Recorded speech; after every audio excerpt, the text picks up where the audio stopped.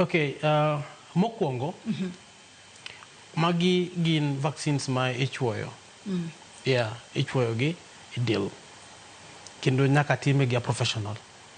Jogo duto te mane administer vaccines ariyo gi endi, gin jok ma licensed, gin jok ma trained, gin nurses. Koro, gin the same nurses ma bende miyowa thieth e osiptendewa.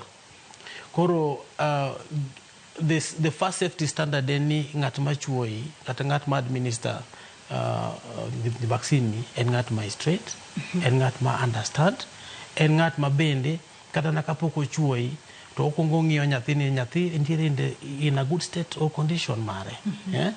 To ka reactions otimore, be wantiere gi a mechanism kata follow up mwatimo ne nyathini endi.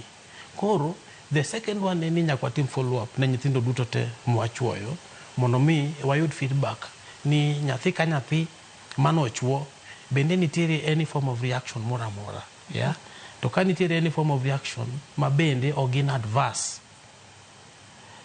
Adverse means near samo chuoyi a vaccine, yes, dendi dhi react mondo mi by reaction no emomiyo antibodies ema biro konyo dendi mondo jikinga develop donge. Lakini ok onyal kelo ni tuo moro. Okay.